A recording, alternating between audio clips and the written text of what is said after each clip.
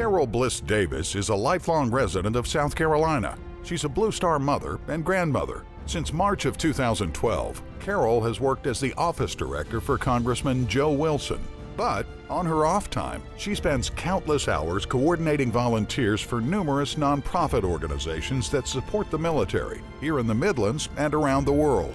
In 2002, she created her first Dang It doll and included a little poem as a gift for her grandson, who was deployed overseas. She expected him to be upset about receiving a doll from his grandmother, but instead, he requested over 300 more.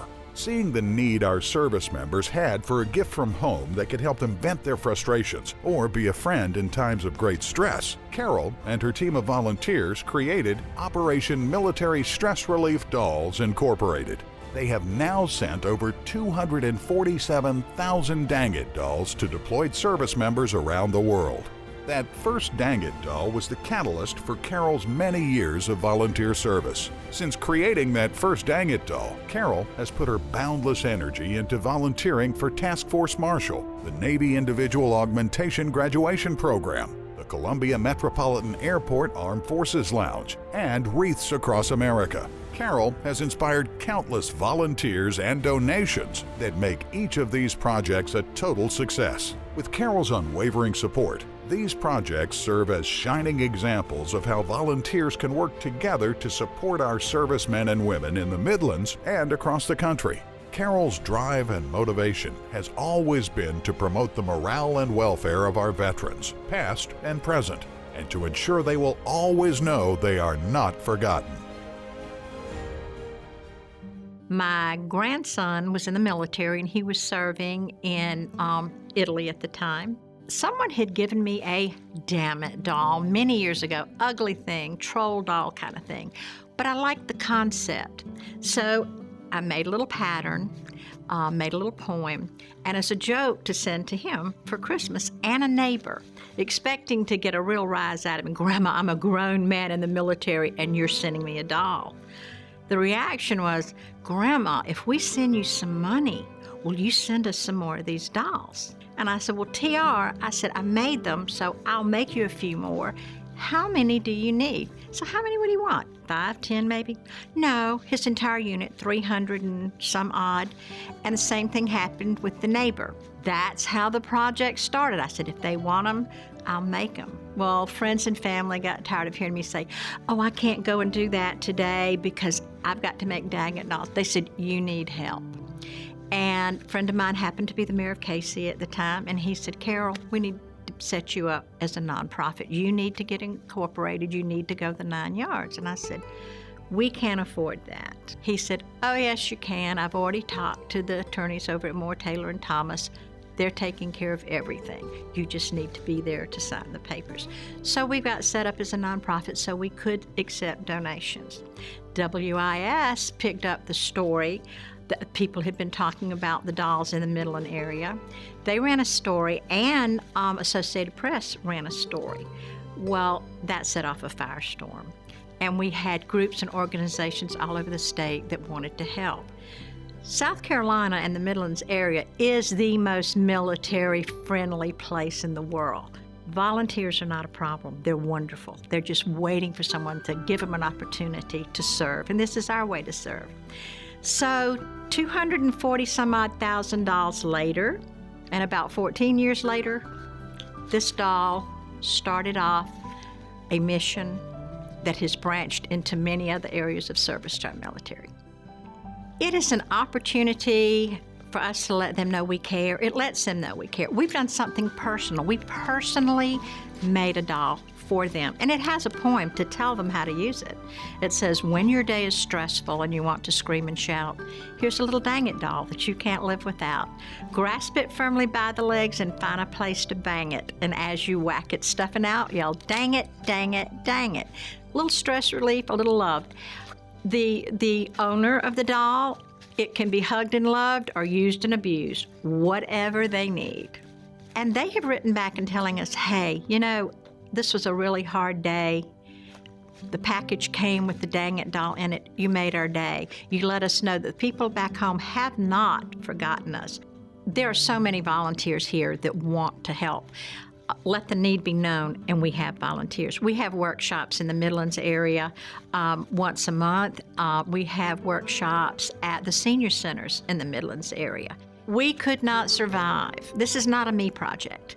We could not survive without the support and help of those people coming in all the time, stuffing their hearts out, decorating, sewing.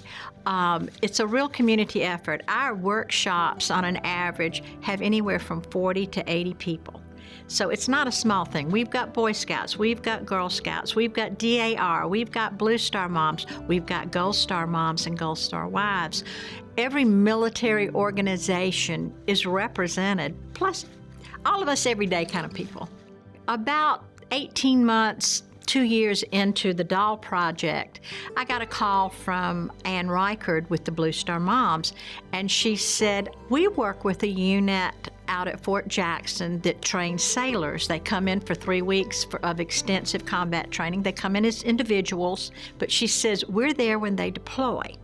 Would you be interested in bringing some dolls out and seeing how they go, if they'd like them? Well, it went over well. And that program just expanded to where we were taking care of hundreds a month while they were deploying from Eagle Aviation. The planes would come in with maybe 100 or 200 soldiers, sailors, airmen, Marines that were deploying also, so that they would all go in one big plane.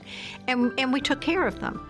That program expanded into General Goldsmith saying, you know, we're going to open the Armed Forces Lounge at the airport. Do you think that you can get some volunteers to help and see if we can't get it going?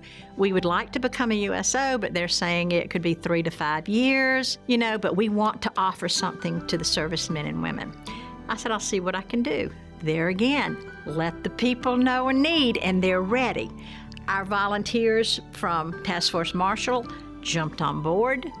So we started, and we got manpower. We had it staffed the whole time it was open. I think it was open from like 9 until 9 every day.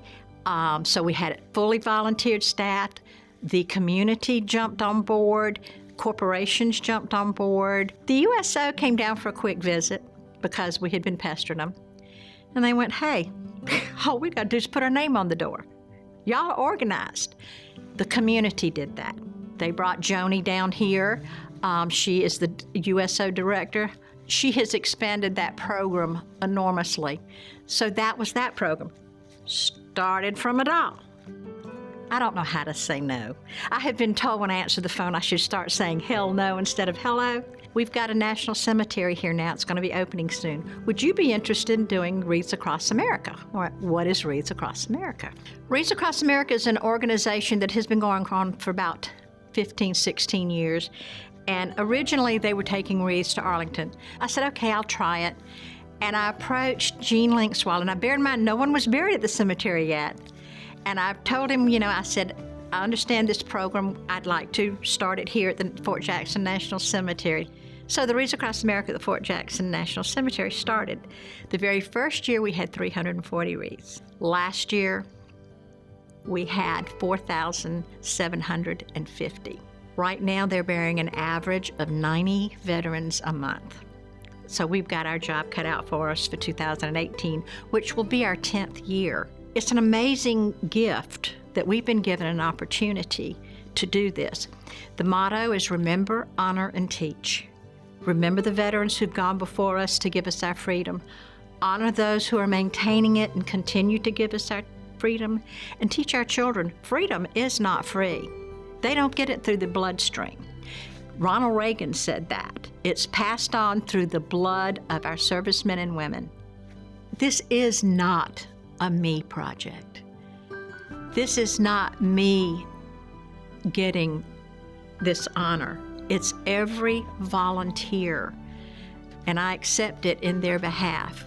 In some ways, I'm embarrassed a little that I get to get this award, but it's theirs. It's theirs, every volunteer, every man, woman, and child. We have them from 3 years of age to 90 that work on these dolls and the other volunteer projects that have stemmed from this.